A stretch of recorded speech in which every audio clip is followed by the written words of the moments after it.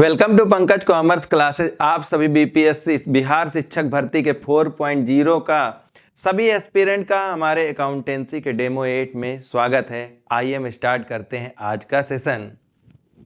हमारा first question है, निम्नलिखित में से कौन सा लेखांकन का कार्य नहीं है?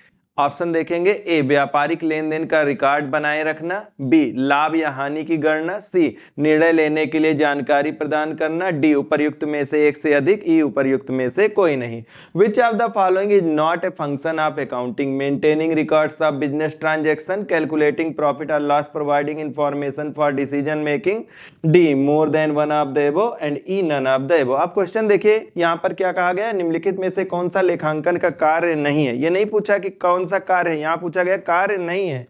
तो अब देखिए, व्यापारिक लेन देन का रिकॉर्ड बनाए रखना ये इसका कार्य है, लाभ या हानि की गणना करना ये भी कार्य है, और निर्णय लेने के लिए जानकारी प्रदान करना ये तीनों ही कार्य हैं। और यहाँ पर पूछा गया कि इनका कौन सा कार्य नहीं है, तो ऐसा कोई भी ऑप्शन इसमें नहीं, इसलिए राइट ऑप्शन हमारा हो जाएगा ई, दैट इज उपर्युक्त में से कोई नहीं, none of these.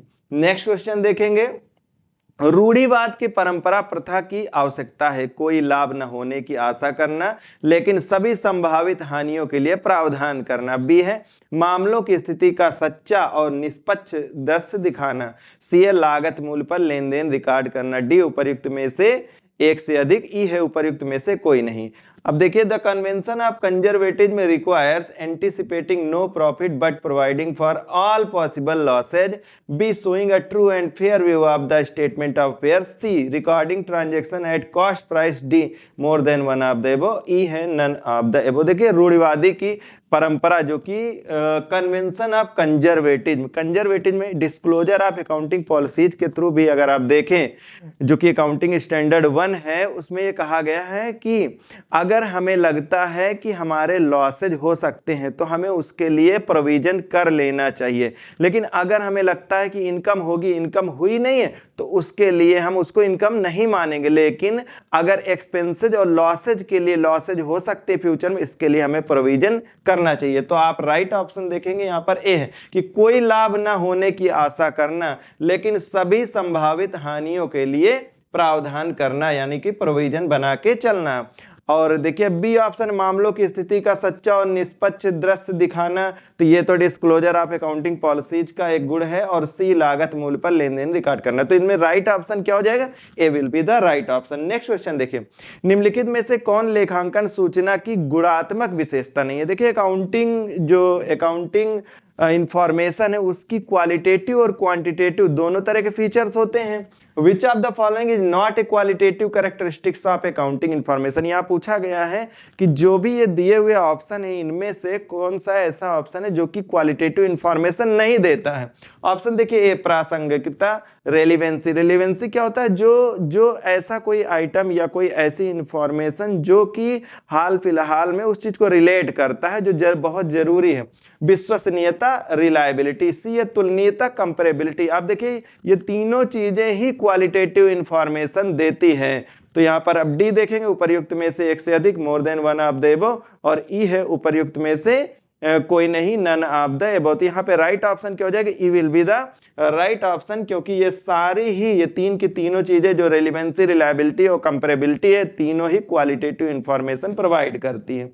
Next question देखिए, लेखांकन सिद्धांत जो बताता है कि समान मदों के लिए समान लेखांकन व्यवहार दिया जाना चाहिए, उसे कहा जाता है। ऑप्शन देखेंगे, ए सुसंगति सिद्धांत, बी पूर्ण प्रकटीकरण का सिद्धांत है, सी भौतिकता सिद्धांत, डी उपर्युक्त में से एक से अधिक, ई उपर्युक्त में से कोई नहीं। यहाँ पर देखेंगे, the accounting principle which states that the same accounting treatment should be given to similar items is known as. और ऑप्शन देखिए, A consistency principle, B full disclosure principle, C materiality principle, D more than one of the above, E none of the एबो। अब देखिए, यहाँ पर जो accounting principle की बात हो रही है, उसमें ये कहा गया है कि ऐसा कौन सा अकाउंटिंग का प्रिंसिपल जो चाहता है कि साल दर साल जो भी पॉलिसीज हैं वो एक जैसी बनी रहें। ठीक है, तो तीन तरह के प्रिंसिपल है। पहला प्रिंसिपल है कंसिस्टेंसी प्रिंसिपल। ये कंसिस्टेंसी जैसा कि नाम से ही पता चल रहा है कि कंसिस्टेंट बना रहे, मतलब जो भी पॉलिसीज हो वो लगातार जो कि तो बनी रहनी चाहिए जब तक जरूरत ना हो, जब तक या तो स्टैट्यूटरी मतलब कि वैधानिक तरफ से कोई ऐसा रूल्स रेगुलेशन ना हो कि उसको करना हो, या जब तक कि मैनेजर को या अकाउंटेंट को या ऑडिटर को जब तक ये ऐसा नहीं लगता है कि ऐसा चेंज करने से कोई विशेष तरह का फायदा होने वाला हो। तो कंसिस्टेंसी हो गया। दूसरा देखिए फुल डिस्क्लोजर। फुल डिस्क्लोजर का मतलब जितनी भी जरूरी इंफॉर्मेशन है और उनको डिस्क्लोज करना चाहिए, जो कुछ भी अगर है कुछ उसमें तो true and fair view of statement होना चाहिए। और तीसरी बात जो कही गई है मटेरियलिटी प्रिंसिपल। मटेरियलिटी प्रिंसिपल का मतलब क्या होता है? ये प्रिंसिपल कहता है कि any item which can change the decision of the user of accounting information is known as material item. कोई ऐसा आइटम जो कि अकाउंटिंग इंफॉर्मेशन के जो यूजर्स हैं, अब यूजर्स कौन हो सकते हैं? जैसे इन्वेस्टर्स हैं, शेयर होल्डर्स हैं, और बैंक है, गवर्नमेंट है, ये सारे क्या है? क्रेडिटर्स हैं। ये सब अकाउंटिंग इंफॉर्मेशन के यूजर हैं। अब इनमें से किसी भी ऐसे आइटम से इनके डिसीजन अगर चेंज हो सकते तो वो आइटम मटेरियल। तो मटेरियलिटी का मतलब, मटेरियलिटी सिद्धांत ये कहता है। तो देखिए तीनों में से जैसा कि कहा गया था कि कौन सा ऐसा सिद्धांत है जो कि साल दर साल चाहते हैं कि एक जैसी इंफॉर्मेशन बनी रहे या एक जैसे पॉलिसीज अप्लाई की जाए, वो है कंसिस्टेंसी प्रिंसिपल। तो यहाँ पे राइट ऑप्शन हो जाएगा ए, दैट इज सुसंगति का सिद्धांत, कंसिस्टेंसी प्रिंसिपल। नेक्स्ट देखिए, नए पूंजी प्रवेश से वृद्धि होगी। Fresh capital introduction will increase. Option देखिए ए संपत्तियां और दायित्व, एसेट्स एंड लायबिलिटीज, बी संपत्तियां और पूंजी, एसेट्स एंड इक्विटी, एंड सी है दायित्व और पूंजी और बैंक से liabilities and equity and bank balance, D उपर्युक्त में से एक से अधिक, more than one of the above, और ई है उपर्युक्त में से कोई नहीं, नन ऑफ द एबव। तो यहाँ पर देखिए कि नए पूंजी प्रवेश से वृद्धि होगी। अब क्या क्या वृद्धि होगी? तो अब नया कोई फ्रेश कैपिटल जब भी इंट्रोड्यूस होता है तो एंट्री क्या होगी? सेम वही, bank account debit to capital. अब देखिए असेट भी एक तरफ से बढ़ रही है, कैश या बैंक जो भी है उससे असेट बढ़ रही है, और इधर कैपिटल भी बढ़ रही है। तो यहाँ पर देखिए संपत्तियां और दायित्व, संपत्तियां और पूंजी है, दायित्व और पूंजी और बैंक से, यहाँ तीन तरह के। तो यहाँ पे कह सकते हैं कि एक से अधिक ऑप्शन यहाँ पे सही हो रहे हैं, और राइट आंसर क्या हो जाएगा? D will be the right option की लायबिलिटीज भी बढ़ रही, लायबिलिटीज एंड इक्विटी, और बैंक बैलेंस भी बढ़ रहा है, और एसेट्स और लायबिलिटीज भी बढ़ रही। तो एक से ज्यादा ऑप्शन सही यहाँ पे, D will be the right answer. Next question देखिए, लेखांकन में मिलान अवधारणा का पालन करने से निम्नलिखित में से कौन सा लाभ नहीं है? अब मिलान अवधारणा जो कि मैचिंग प्रिंसिपल होता है, मैचिंग प्रिंसिपल कहता है कि एक साल के अंदर एक अकाउंटिंग पीरियड के जितने भी एक्सपेंसेज और जितनी भी इनकम, उन दोनों को मैचिंग करा करके, जनरली हम लोग देखते हैं प्रॉफिट एंड लॉस अकाउंट जो बनाते हैं तो उसमें एक साल के एक्सपेंसेज होते हैं और एक साल की इनकम होती है। उससे हमें ये पता चल पाता है कि एग्जैक्टली जो हमारा प्रॉफिट है या लॉस है कितना है, और इसके लिए इस मैचिंग प्रिंसिपल के तहत ही हम ऐसा करते हैं। और यहाँ पर कहा गया है कि इनमें से कौन सा ऐसा है जो कि इसका लाभ नहीं है, पूछा गया है। तो ऑप्शन देखिए, ये किसी अवधि के लिए वास्तविक लाभ या हानि का निर्धारण करने में मदद करता है। It helps in determining the true profit और loss for a period. B, ये सुनिश्चित करता है कि संबंधित खर्च उनके संबंधित राजस्व से मेल खाते हैं। It ensures that related expenses are matched with their respective revenues. C, ये विभिन्न लेखांकन अवधियों में प्रदर्शन की बेहतर तुलना की अनुमति देता है। It allows for better comparison of performance over different accounting period. D, उपर्युक्त में से एक से अधिक, more than one of the above. E, उपर्युक्त में से कोई नहीं, नन ऑफ द अबव। अब देखिए ये जो मैचिंग प्रिंसिपल है ये किसी अवधि के लिए वास्तविक लाभ या हानि का निर्धारण करने में मदद करता है, तो ऐसा है। बी ऑप्शन देखिए, ये सुनिश्चित करता है कि संबंधित खर्च उनके संबंधित राजस्व से मेल खाते, कि एक्सपेंसेस जो हैं और जो भी इनकम है वो दोनों एक दूसरे से मेल खाते हैं। और इसके बाद ये विभिन्न लेखांकन अवधियों में प्रदर्शन की बेहतर तुलना की अनुमति देता है। तो अब एक अकाउंटिंग पीरियड के अनुसार, एक अकाउंटिंग पीरियड के ड्यूरिंग मतलब दौरान ये जो एक्सपेंसेज हैं और ये तुलना की, कंपैरिजन की एक जो है अनुमति देता है। तो यहाँ पर आप देखेंगे कि ये सारे ही जो है ऑप्शन जो है ये पूछा गया है कि लाभ नहीं, तो ये सारे ही लाभ हैं। इसीलिए राइट आंसर क्या हो जाए? ई, उपर्युक्त में से कोई नहीं, मतलब कि कोई भी ऐसा आइटम नहीं जो कि लाभ नहीं दर्शाता हो। तो यहाँ पर राइट ऑप्शन क्या हो जाएगा? ई। नेक्स्ट है, खराब सामान के लिए ग्राहक को दिए गए भत्ते को रिकॉर्ड करने के लिए किस स्रोत दस्तावेज का उपयोग किया जाता है? Which source document is to to record the allowance given to a customer for defective goods. अब खराब सामान के लिए ग्राहक को दिए गए भत्ते का रिकॉर्ड, मतलब ये है कि कोई सामान अगर ग्राहक के पास चला गया है और बाद में हमने उसके इंफॉर्मेशन पे उसने बताया कि ये सामान उसके पास खराब चला गया, तो हम क्या करेंगे, हम कहेंगे अच्छा ठीक है, आपका जो भी हमने यहाँ पर लिखा हुआ था अकाउंट, मतलब आपको अगर डेबिट कर रखा था, जो डेटर हमने मान रखा था, तो अब हम क्या कर देंगे, आपको उतने अमाउंट से जो जितना सामान खराब निकला उससे हम क्रेडिट कर देंगे।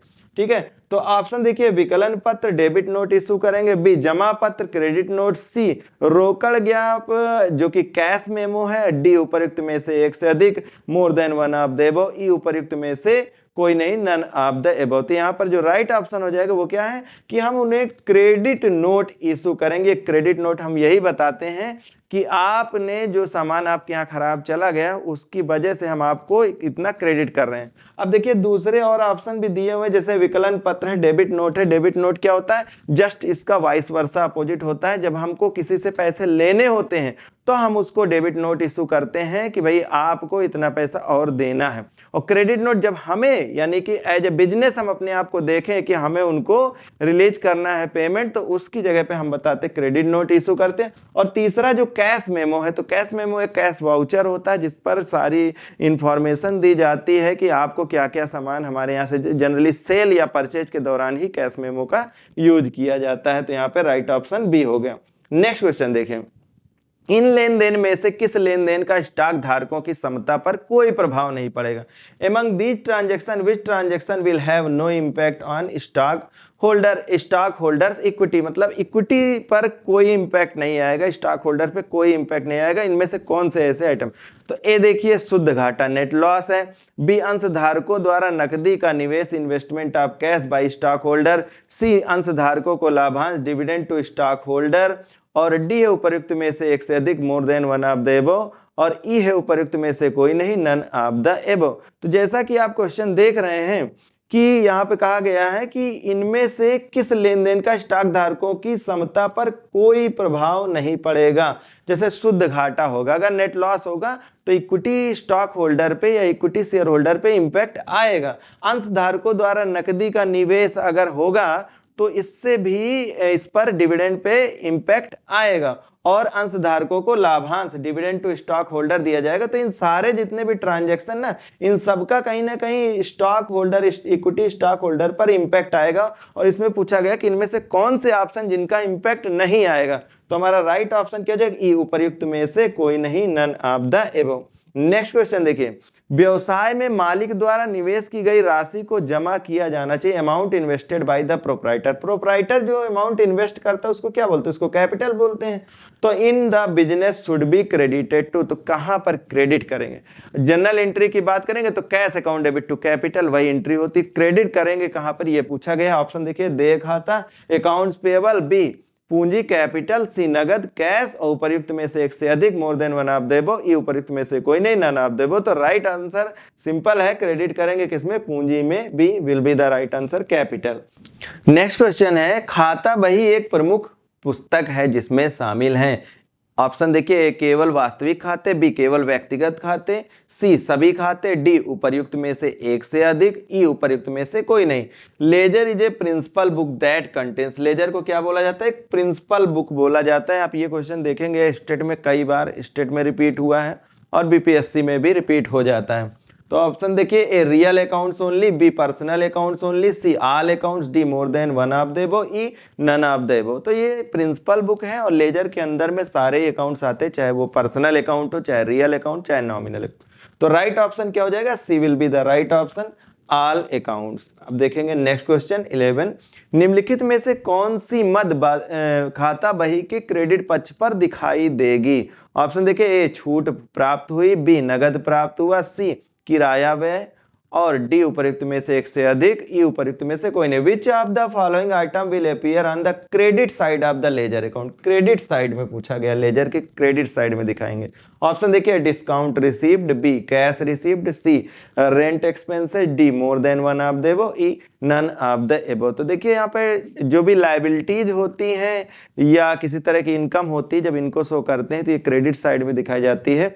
और यहाँ पे राइट ऑप्शन क्या हो जाएगा, A will be the right option, that is discount received, छूट प्राप्त हुई। नेक्स्ट क्वेश्चन देखेंगे, तलपट तैयार करने का उद्देश्य क्या है? What is the purpose of preparing trial balance? Option देखिए, एक बही खातों की अंकगणितीय शुद्धता की जांच करना, बी लेखांकन अवधि के लिए लाभ या हानि का निर्धारण करना, सी व्यवसाय की वित्तीय स्थिति का पता लगाना, डी उपर्युक्त में से एक से अधिक, ई उपर्युक्त में से कोई नहीं। To check the arithmetical accuracy of the ledger account, to determine the profit और loss of the accounting period, to find out the financial position of the business, D more than one of the above, E none of the above. तो देखिए, जो ये अंकगणितीय संबंधी शुद्धता, जो भी ट्रायल बैलेंस प्रिपेयर किया जाता है, तो ट्रायल बैलेंस किस लिए प्रिपेयर किया जाता है? To check the arithmetical accuracy of the statement. अंकगणितीय शुद्धता संबंधी जांच के लिए ही ये बनाए जाते हैं ट्रायल बैलेंस। तो यहाँ पे राइट ऑप्शन क्या हो जाएगा? A will be the right option. Next question देखिएगा, निम्नलिखित में से कौन सी अशुद्धि तलपट में अंतर का कारण नहीं बनेगी? विच of the following errors will not cause A disagreement in the trial balance? ऐसे क्वेश्चन को जब कभी आते तो यहाँ पर आपको एक चीज नोटिस करनी होगी कि ये क्वेश्चन पॉजिटिव क्वेश्चन है या निगेटिव क्वेश्चन है। अब जैसे पूछ रहा है कि कारण बनेगी, तब तो आप उस चीज को देखोगे, और अगर ऐसा लिखा हुआ है कि कारण नहीं बनेगी तो आपको देखना है कि इन सबसे कहीं ऐसा तो नहीं कि कारण बन रहा है। अगर कारण बन रहा है तो ये सारे ऑप्शन नहीं आएंगे। ऑप्शन देखिएगा, ए अभिलेख अशुद्धि, एरर ऑफ अमीशन, बी सिद्धांत की अशुद्धि, एरर ऑफ प्रिंसिपल, सी क्षतिपूर्ति अशुद्धि, कंपेंसेटिंग एरर, डी उपर्युक्त में से एक से अधिक, more than one of the above, E उपर्युक्त में से कोई नहीं, नन ऑफ द एबव। तो यहाँ पर आप देखिए पूछा गया है, अब जैसे एरर ऑफ अमीशन है, तो एरर ऑफ अमीशन क्या होता है? कोई भी ऐसा ट्रांजैक्शन जिसको पूर्णतः भूल गए, पूरी तरह से भूल गए, तो वो क्या करेगा? वो इफेक्ट नहीं करेगा ट्रांजैक्शन, क्योंकि दोनों तरफ ही ना डेबिट में लिखा गया ना क्रेडिट में। इसी तरह सिद्धांत की अशुद्धि, error of principle. Error of principle क्या कहता है कि जैसे किसी भी एक्सपेंस है, एक्सपेंस को हमने एसेट मान करके डेबिट किया, अब चाहे उसको आपने एक्सपेंस माना हो चाहे एसेट माना हो, दोनों ही केस में वो डेबिट ही किया जाएगा, तो डेबिट पहले से ही है, तो इसका भी कोई फर्क नहीं होगा, भले ही यहाँ पर कोई अशुद्धि हो। और कंपेंसेटिंग एरर, कंपेंसेटिंग एरर क्या होता है कि कहीं पर अगर कोई आइटम है जिसको डेबिट करना है, मान लीजिए 500 से, और क्रेडिट साइड में भी 500 से कर दिया गया वो किसी और अकाउंट में, इस तरह से दोनों ही कंपेंसेट हो जाते हैं, दोनों तरह से कोई अंतर नहीं आएगा, और इस वजह से हमें कोई भी अशुद्धि का पता नहीं चल पाएगा। तो आप देख रहे हैं कि ये तीनों ही कारण ऐसे हैं जिनसे हमें अशुद्धि का इनसे पता नहीं चल पाता है। तो यहाँ पर राइट ऑप्शन क्या हो जाएगा? राइट ऑप्शन आप देखोगे डी है, उपर्युक्त में एक से अधिक, more than one of the above. Next question देखिए, यदि तलपट के दोनों पक्ष मेल नहीं खाते हैं तो कौन सा खाता खोला जाता है? जब ट्रायल बैलेंस बनाते हैं और ट्रायल बैलेंस, अब सारी चीजें सही, उसके सारे आइटम्स सही हैं, तो हम जब उसे क्या करते हैं? टोटल करते हैं। टोटल में दोनों इक्वल आना चाहिए। अब एक साइड का टोटल इक्वल नहीं आ रहा होता, ऐसी कंडीशन में एक टेम्परेरी अकाउंट प्रिपेयर करते हैं, ओपन करते हैं, और वो टेम्परेरी अकाउंट को क्या बोलते हैं? सस्पेंस खाता, उचंत खाता। तो ऑप्शन देखिए, उचंत खाता, सस्पेंस अकाउंट, बी व्यक्तिगत खाता, पर्सनल अकाउंट, सी वास्तविक खाता, रियल अकाउंट, डी उपर्युक्त में से एक से अधिक, more than one of the above, E उपर्युक्त में से कोई नहीं, नन ऑफ द एबव। तो राइट ऑप्शन क्या हो जाएगा? ए, दैट इज उचंत खाता, सस्पेंस अकाउंट।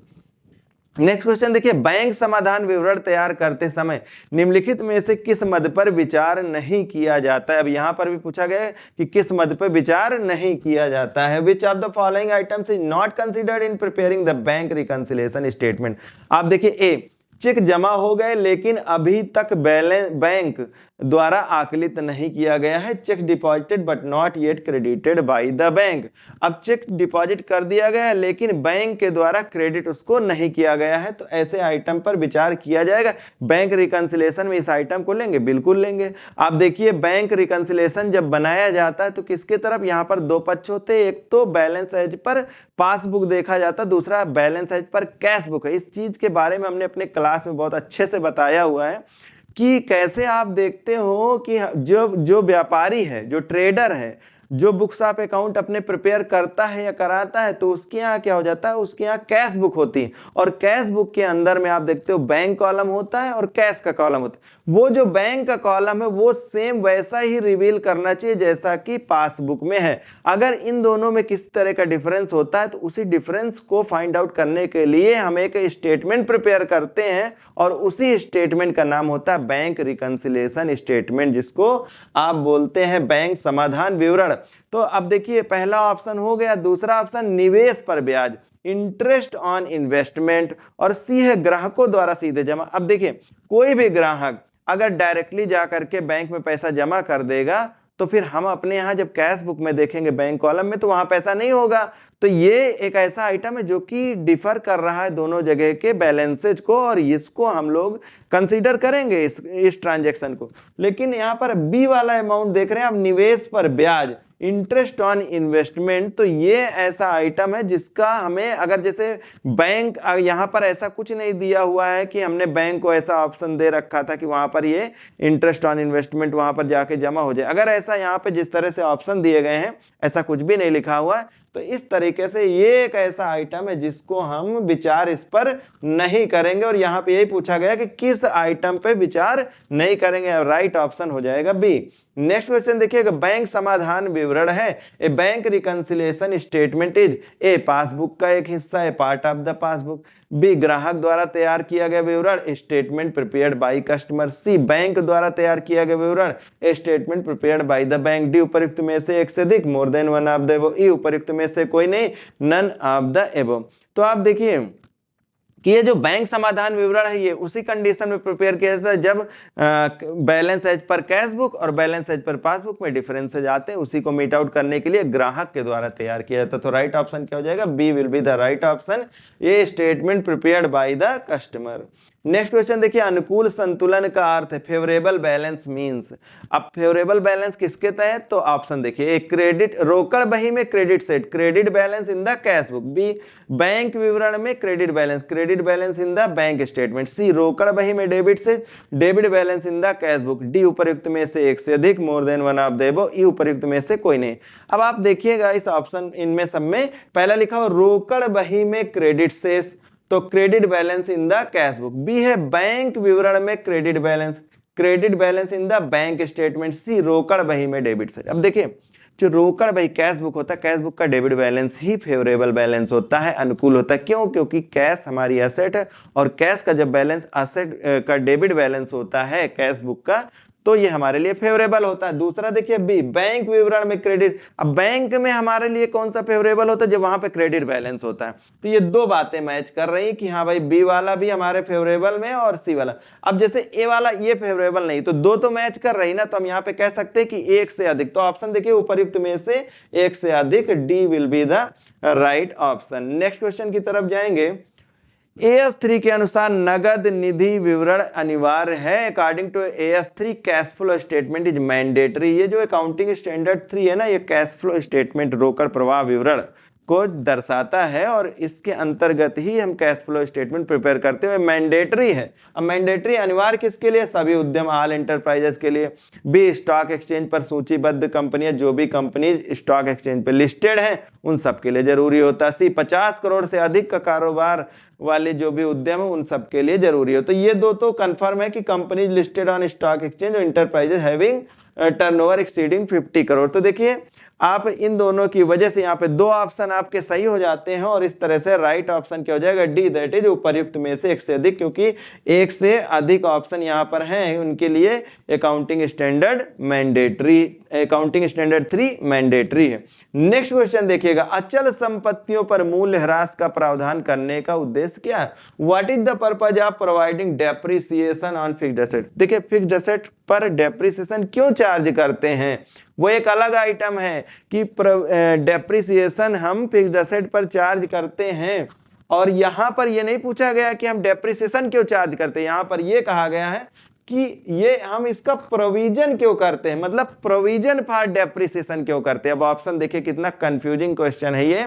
कि संपत्ति के पुस्तकीय मूल्य को कम करने के लिए। अब कहते हैं कोई भी एसेट है, फिक्स्ड एसेट की यहाँ पे बात हो रही है, उसकी बुक वैल्यू को कम करने के लिए। दूसरा देखिएगा, संपत्ति के बाजार मूल्य में कमी को रिकॉर्ड करने के लिए, to record the decrease in the market value of the asset. C संपत्ति के टूट फूट को रिकॉर्ड करने के लिए, to record the wear and tear of the asset. और डी है उपर्युक्त में से एक से अधिक, more than one of the above. E है उपर्युक्त में से कोई नहीं, नन ऑफ द एबव।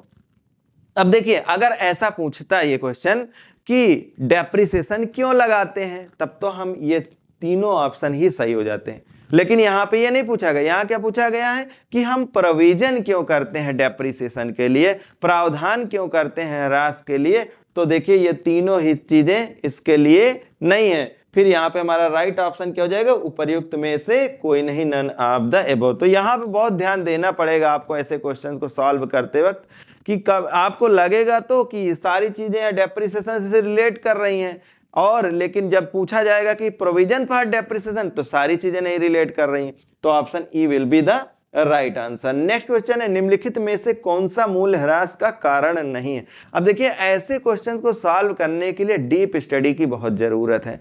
और डीप स्टडी कहां पर आप पाएंगे, जैसे आप यहां पर सारे आंसर्स को आप हमारे साथ में देख रहे हैं क्वेश्चंस को, तो आपको इन आंसर्स को सुनने के बाद लग रहा होगा कि हाँ ये कितना आपको, आप इनको रिलेट कर रहे हैं या कहीं पर गैपिंग आपको लग रही है।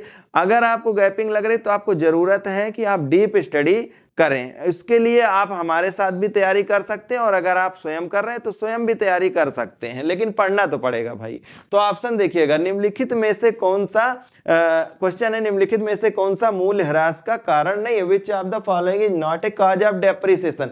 अब डेप्रिसिएशन का कौन सा कारण नहीं है, तो देखिए जरा, समय का प्रवाह फ्लक्स ऑफ टाइम, बी भौतिक कारण फिजिकल फैक्टर, सी 6 डिप्लीशन। अब ये डिप्लीशन का ही, डिप्लीशन भी एक डेप्रिसिएशन तरीका होता है। डिप्लीशन क्या होता है कि जहां पर नेचुरल एसेट्स होती हैं, नेचुरल आप कह सकते हो, जैसे ऑयल वेल्स हो गई, इनमें सब में क्या होता है, समय के बाद में इनमें धातु निष्कर्षण हो गया, तेल निकाला जा रहा है, तो ये क्या होता है, उसके क्षय हो जाती है, वो उसकी एक समय के बाद में जो उसकी वैल्यू है वो कम हो जाती है, उसको बोलते हैं डिप्लीशन।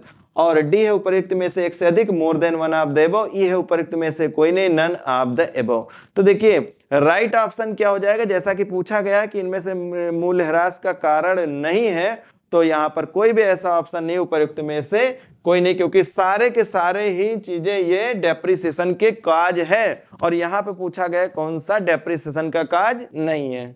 नेक्स्ट क्वेश्चन है, यदि किसी परिसंपत्ति का स्क्रैप मूल्य उसके बुक वैल्यू से अधिक है। स्क्रैप वैल्यू आप समझते हैं कि जैसे कोई भी एसेट है और अगले 10 साल यूज हो चुकी है, 10 साल उसकी लाइफ है, 10 साल वो यूज हो चुकी है, और 10 साल बाद जितने पर वो बिकेगी, मतलब एक तरह से आप कह सकते हो उसका बचा हुआ कबाड़ जो भी है वो कितने में बचेगा, उसी को बोलते हैं स्क्रैप मूल्य। If the scrap value of an asset is higher than its book value, करें स्क्रैप वैल्यू उसका जो बुक वैल्यू पुस्तकीय मूल्य से ज्यादा है, what will be the depreciation for that year. और कहते हैं कि डेप्रिसिएशन उसका उस वर्ष के लिए क्या होगा। ऑप्शन देखिए, सकारात्मक मूल्य पॉजिटिव वैल्यू, बी नकारात्मक मूल्य नेगेटिव वैल्यू, सी 0 0, डी उपयुक्त में से एक से अधिक, more than one of the above, E उपयुक्त में से कोई नहीं, नन ऑफ द एबव। तो यहाँ पर आप देखिए, जब उसकी जो स्क्रैप वैल्यू है बुक वैल्यू से ज्यादा है तो उस पर डेप्रिसिएशन लगा ही कहाँ। तो इस तरीके से यहाँ पर राइट ऑप्शन क्या हो जाएगा, 0। हम डेप्रिसिएशन ये मानेंगे 0। नेक्स्ट क्वेश्चन देखिए, ऋण पूंजी अनुपात को कम करने से लोअर द डेप्ट इक्विटी रेशियो। डेप्ट इक्विटी रेशियो एनालिसिस के क्वेश्चन से है।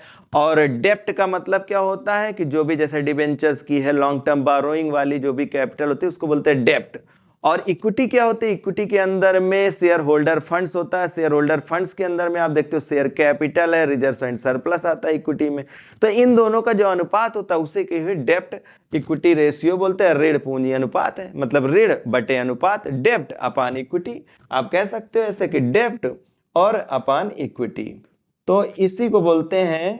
अब यहाँ पे क्वेश्चन देखिए क्या कह रहा है, क्वेश्चन कह रहा है कि इसको अगर ये डेप्ट इक्विटी अनुपात कम हो जाए, कम का मतलब ऐसा हो गया कि एक जो कैपिटल है ना, ये इक्विटी, इसके एवज में देखा जाए तो डेप्ट जितना भी है इसका अनुपात अगर कम हो जाए तो क्या होगा। तो ऑप्शन देखें, ऋणदाताओं की सुरक्षा कम होगी, lower the protection to creditor.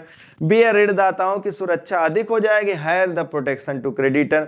C यह ऋणदाताओं को प्रभावित नहीं करेगा, it does not affect the creditors. और डी उपर्युक्त में से एक से अधिक, more than one of the above. E उपर्युक्त में से कोई नहीं, नन ऑफ द एबव। तो यहाँ पे सारी चीजें जो लेकर के हैं, ये डेप्ट इक्विटी रेशियो कम होने से इंपैक्ट वो बताना चाहते हैं कि क्रेडिटर्स पे क्या इंपैक्ट होगा। क्रेडिटर्स मतलब लेनदार। अब क्रेडिटर्स पे क्या इंपैक्ट होगा, देखिए जब डेप्ट इक्विटी रेशियो कम हो जाएगा ना, तो डेप्ट की उतनी ज्यादा जरूरत नहीं होगी, मतलब डेप्ट जब होगा नहीं तो उन्हें हमें हमारे पास में या कंपनी के पास में इंटरेस्ट देने की कोई उतनी आवश्यकता नहीं रह जाएगी, या यूं कहिए कि इंटरेस्ट कम होगा। जब इंटरेस्ट कम होगा तो उसके बाद जो बचते हैं नंबर किसका लगेगा, क्रेडिटर्स को पेमेंट के लिए। तो क्रेडिटर्स के चांसेस ज्यादा बन जाते हैं कि उनको जल्दी से पेमेंट हो पाएगा। इसीलिए कहा गया कि ऋण पूंजी अनुपात कम करने से क्या फायदा होगा, तो यहाँ पे आप लिखेंगे कि ऋणदाताओं की सुरक्षा अधिक हो जाएगी, इससे higher the protection to creditor, तो क्रेडिटर्स को ज्यादा जो है सुरक्षा हो जाएगी। नेक्स्ट क्वेश्चन देखिए, निम्नलिखित में से कौन लेखांकन में प्रावधान की विशेषता, विच of the following is a characteristics of provision in accounting. ये जो अकाउंटिंग स्टैंडर्ड है और इसमें हम देखते हैं डिस्क्लोजर ऑफ अकाउंटिंग पॉलिसी जो कि अकाउंटिंग स्टैंडर्ड 1 है, उसके अंदर में बताया गया कि हमें किसी भी एक्सपेंसेज के लिए, लॉसेज के लिए हमें लगता है कि फ्यूचर में जरूरत होगी, भले ही अभी पूरी तरह से उसका एग्जैक्ट अमाउंट नहीं तय। प्रोविजन क्या होता है, प्रोविजन प्रावधान क्या होता है कि कोई भी ऐसी नॉन लायबिलिटी जो कि कंफर्म है कि कल को हमको उसको पेमेंट करना होगा, लेकिन हमें उसका एग्जैक्ट अमाउंट नहीं पता, उसी के लिए हम प्रावधान करते हैं। जबकि रिजर्व आप देखिएगा, रिजर्व क्या होता है, रिजर्व अननोन लायबिलिटी के लिए होता है, और प्रोविजन नॉन लायबिलिटी के लिए होता है कि हमें देना है, कंफर्म नहीं है क्या अमाउंट। इसीलिए आप देखेंगे कि प्रोविजन फॉर डाउटफुल डेब्ट, प्रोविजन फॉर टैक्स, इस तरह से प्रपोज डिविडेंड, इस तरह से जो भी चीजें बनाई जाती है इनका प्रोविजन किया जाता है। जनरली आप प्रोविजन फॉर टैक्स और प्रोविजन फॉर डेप्रिसिएशन को ले लीजिए अगर, तो यहाँ पर अब ये पता है कि टैक्स देना है, या यूं कह लीजिए कि आपको पता है कि कल को डेटर्स डूबेंगे, उनके लिए हमको प्रोविजन बनाना है, लेकिन एग्जैक्ट अमाउंट नहीं पता है कि कितना डूबेंगे, तो इसके लिए हमें क्या करना पड़ता है, प्रोविजन करना पड़ता है। अब देखिए क्वेश्चन क्या कहता है, एक बार फिर से पढ़ते हैं, विच of the following is a characteristics of A provision accounting. क्या कैरेक्टरिस्टिक्स है, तो ऑप्शन देखिए विशेषताएं क्या, अंशधारियों की पूंजी में वृद्धि होती, increase in share holder equity. B है ज्ञात देनदारियों को कवर करता है, कवर्स नॉन लायबिलिटीज। तो हमने कहा कि प्रोविजन नॉन लायबिलिटीज को कवर करता है ना, ये बात सही है, लेकिन जिनका अमाउंट एग्जैक्ट नहीं पता है। और सी है भविष्य के लाभ का प्रतिनिधित्व करता, रिप्रेजेंट फ्यूचर प्रॉफिट। डी है उपयुक्त में से एक से अधिक, more than one of the above. E है उपयुक्त में से कोई नहीं, नन ऑफ द अबव। तो देखिए यहाँ पर जो राइट आंसर वो क्या, बी, कि ये ज्ञात देनदारियों को कवर करता है। हाँ, ये बात सच है कि कंफर्म नहीं है कि कल को कितना देनदारी होगी, लेकिन ये कंफर्म है कि देनदारी तो होगी। ठीक है, तो यहाँ पे राइट ऑप्शन बी हो गया। नेक्स्ट क्वेश्चन देखिए, लेखांकन में संचय बनाने का प्राथमिक उद्देश्य क्या है। जैसा कि भी हमने कहा कि रिजर्व और प्रोविजन, आप जब चैप्टर्स इनको कवर करते हैं तो प्रोविजन और रिजर्व में डिफरेंसेस भी बताया था। अब रिजर्व क्या है, रिजर्व क्या होता है, कोई भी ऐसा amount, any amount set aside from profit and loss account, the liability is unknown, जिसके लिए ऐसा कोई संचय जो कि लाभ हानि खाते से किया जाता है और उसका जो लायबिलिटी है वो अननोन है, पता नहीं है कि कल को कहां पर इसका देना पड़ेगा। अननोन लायबिलिटी के लिए जो संचय किया गया है इसी को बोलते हैं, ये संचय रिजर्व बोलते हैं। और इसका प्राइमरी पर्पज, उद्देश्य क्या है पूछा गया, तो ऑप्शन देखिएगा, ए अप्रत्याशित खर्चों को कवर करना, covering unexpected expense. B share धारकों को लाभांश वितरित करना, distributing dividend to share holder. C विस्तार परियोजनाओं का वित्त पोषण, फाइनेंसिंग एक्सपेंशन प्रोजेक्ट। डी उपर्युक्त में से एक से अधिक, more than one of the above. E उपर्युक्त में से कोई नहीं, नन ऑफ द अबव। तो यहाँ पर देखिए राइट ऑप्शन क्या हो जाएगा कि लेखांकन में संचय बनाने का प्राथमिक उद्देश्य इनमें से कोई नहीं है, D will be the right option, more than one of the above. Next question देखिएगा, फर्म द्वारा परिसंपत्ति संसाधनों का कितनी कुशलता से उपयोग किया था, इसका माप कहलाता है। The measure of how efficiency a company utilises its assets resources is referred to as. अब देखिए वो कौन सा मेजरमेंट है जिसके जरिए हम ये जान पाते हैं कि हमारी जो कंपनी की एसेट्स है उनका बेहतर यूटिलाइजेशन हो रहा है। ऑप्शन देखिए तरलता अनुपात, ये क्या होता है, करंट रेशियो, जिसके अंदर लिक्विडिटी रेशियो। लिक्विडिटी रेशियो के अंदर में दो तरह के रेशियो होते हैं, कौन कौन से होता है, पहला होता है करंट रेशियो और जिसको बोलते हैं चालू अनुपात, दूसरा होता है तरल अनुपात जिसको बोलते हैं लिक्विड रेशियो। फिर बी देखिए उत्तोलन अनुपात, दैट इज लेवरेज रेशियो। अब लेवरेज में हम डेब्ट इक्विटी की बात कर सकते हैं ना, और सी है गतिविधि अनुपात, एक्टिविटी रेशियो है। एक्टिविटी रेशियो, अब जैसा कि नाम की एक्टिविटी क्या हो रही, तो इसके अंदर में कौन कौन से रेशियो आते हैं, इन्वेंट्री टर्नओवर रेशियो आता है। दूसरा कौन सा रेशियो आता है इसमें, बिल्स पेबल है, जिसको बोलते हैं अकाउंट पेबल टर्नओवर रेशियो है, बिल्स पेबल टर्नओवर रेशियो। तो तीसरा कौन सा, बिल्स रिसीवेबल टर्नओवर रेशियो, और चौथा वर्किंग कैपिटल टर्नओवर रेशियो। तो देखिए ये सब एक्टिविटी रेशियो के अंदर में आते हैं, और ये एक्टिविटी रेशियो ही एग्जैक्टली बताते हैं कि हमारी एसेट्स का कितना बेहतर यूटिलाइजेशन हो रहा है, क्योंकि टर्नओवर से पता चलता है कि हमारी कंपनी इन एसेट्स का कितने अच्छे से यूटिलाइज कर रही है। तो ऑप्शन क्या हो जाएगा, C will be the right option, that is activity ratio. Next question देखिएगा, निम्नलिखित में से कौन सा विनिमय बिल का एक प्रकार नहीं, which of the following is not A type of bill of exchange. Bill of exchange देखिए, बिल ऑफ एक्सचेंज के अंतर्गत में जो बिल है, तो बिल तीन तरह के होते हैं। कौन कौन सा, अब पूछा गया यहाँ पे कौन सा प्रकार नहीं है, है ना। पहले हम देख लेते हैं कौन से बिल दिए। पहला व्यापार बिल, ट्रेड बिल होता है, जो कि ड्रॉअर के द्वारा और लिखा जाता है और ड्रॉई के द्वारा एक्सेप्ट किया जाता है बिजनेस पर्पज से। बी आवास बिल, एकोमोडेशन बिल है, मतलब एक दूसरे के सहायतार्थ बिल जो होते हैं, एकोमोडेशन बिल होते हैं। और सी है मांग बिल, डिमांड बिल है। और डी है उपयुक्त में से एक से अधिक, मोर देन वन ऑफ देबो, ये उपयुक्त में से कोई नहीं, नन ऑफ देबो। तो जैसा कि पूछा गया कि इनमें से कौन सा एक बिल का प्रकार नहीं है, तो आप देखोगे कि सारे ही तो बिल के प्रकार हैं। तो राइट ऑप्शन क्या हो जाएगा, E will be the right option, none of the above. Next question है, यदि विनिमय का बिल अनादरित हो जाता है तो धारक निम्नलिखित के विरुद्ध कानूनी कार्रवाई कर सकता है। अब देखिए बिल ऑफ एक्सचेंज जब डिसऑनर हो जाता है, अब आप देखते हो कि बिल ऑफ एक्सचेंज में क्या होता है कि पहली कंडीशन होती है जिसके अंदर में ड्रॉअर जिसको बोलते हैं हारता, तो वो अपने पास ही उस बिल को मैच्योरिटी की डेट तक रखता है। दूसरा ऑप्शन होता है एक कंडीशन जिसके अंदर में वो क्या कर सकता है, किसी बैंक से उसको बुनाया जा सकता है।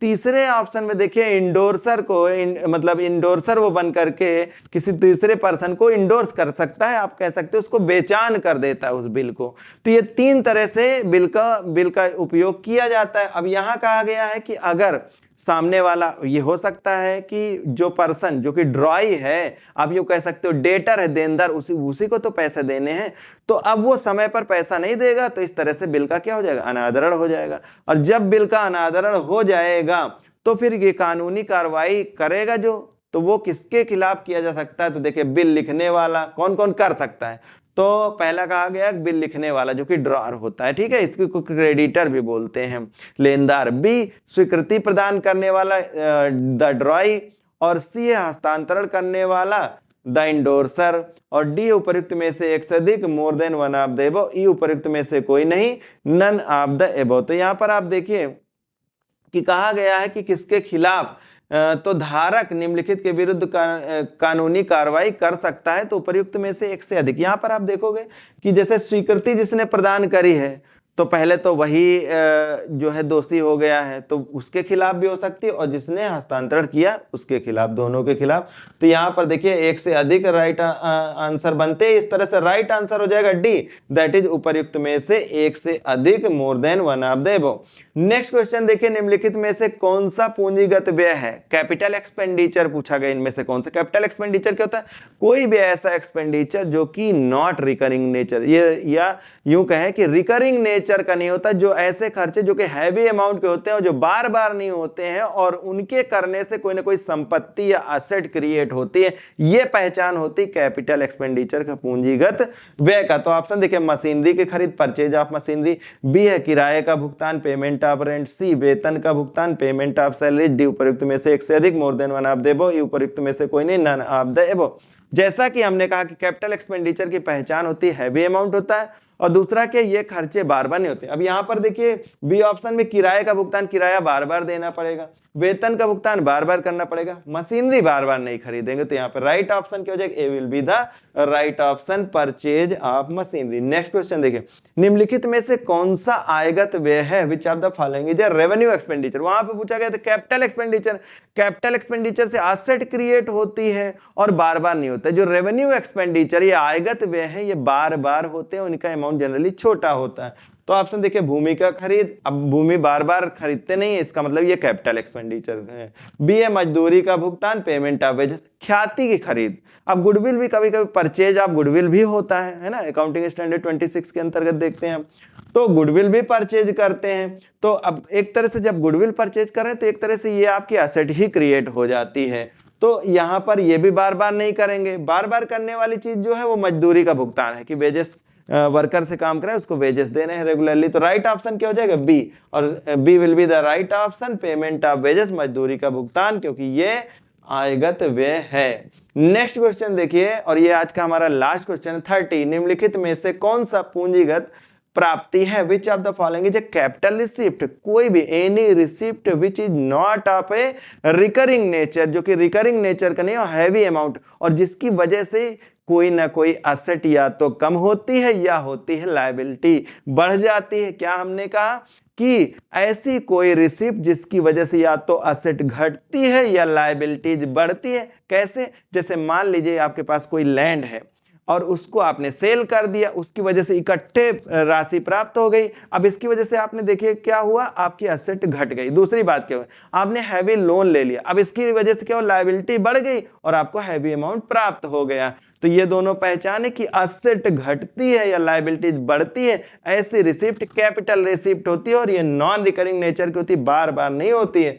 तो अब ऑप्शन देख लेते हैं, माल की बिक्री, अब ये तो बार बार होने वाली चीज है। बी ब्याज से आए इंटरेस्ट इनकम, ये भी बार बार होने वाली। सी पेटेंट की बिक्री, सेल ऑफ पेटेंट, पेटेंट बार बार नहीं बेची जाती है, एक बार बेच दिया तो आपकी एसेट भी चली गई और इकट्ठे एक हैवी अमाउंट भी प्राप्त हो जाती है। डी उपर्युक्त में से एक से अधिक, more than one of the above, और ये उपर्युक्त में से कोई नहीं, नन ऑफ द अबव। तो देखिए यहाँ पे राइट ऑप्शन क्या हो जाएगा, सी पेटेंट की बिक्री, सेल ऑफ पेटेंट। अब एक जरूरी इंफॉर्मेशन पहले की तरह, जैसा कि आपने देखा कि बीपीएससी का 1.0, 2.0 और 3.0 में किस तरह से हमारे यहाँ के स्टूडेंट्स ने सफलता प्राप्त करी है, उनका चाहे स्टेट हो और ये बीपीएससी, तीनों ही एग्जाम क्लियर हुए हैं। तो आप भी हमारे साथ बने रह सकते हैं। आप देखिए हमारे यहाँ के जो कोर्सेज हैं, इन कोर्सेज में इनरोल हो करके आप भी अपनी सफलता सुनिश्चित कर सकते हैं। ये कोर्सेज हैं आपका तीनों ही सब्जेक्ट में है, एंटरप्रेन्योरशिप में, बिजनेस स्टडीज हो या अकाउंटेंसी, इनमें आप इनरोल कर सकते हैं। और इन कोर्सेज को बाई करने के लिए ऐप कैसे डाउनलोड करेंगे, इसके बारे में हम इंफॉर्मेशन आप देते हैं आगे। हमारे ऐप को डाउनलोड करने के लिए सबसे पहले आप जाएंगे प्ले स्टोर पर। प्ले स्टोर पर सर्च करेंगे पंकज कॉमर्स क्लासेस और इसे डाउनलोड करेंगे। जैसा कि आप देख रहे हैं कि हमने इसे पहले से इंस्टॉल कर रखा है, तो इसे ओपन कर लेंगे। ओपन करने के बाद में आप देखेंगे यहाँ पर स्क्रीन पर होम ऑप्शन नज़र आएगा। होम टैब के बाद बगल में ही बैचेज, और बैचेज के बगल में ही स्टोर का ऑप्शन नज़र आएगा। स्टोर पर जा करके आप अपवर्ड क्लिक करेंगे तो यहाँ पर स्क्रॉल करने के बाद देखेंगे कि कोर्सेज मौजूद हैं। अब जो भी आपको कोर्स चाहिए आप अपने अकॉर्डिंग चूज कर सकते हैं और बाय नाउ के ऑप्शन पे जा करके इसे बाय कर सकते हैं। That was all about buying our courses. Hoping you have understand very well. Thank you.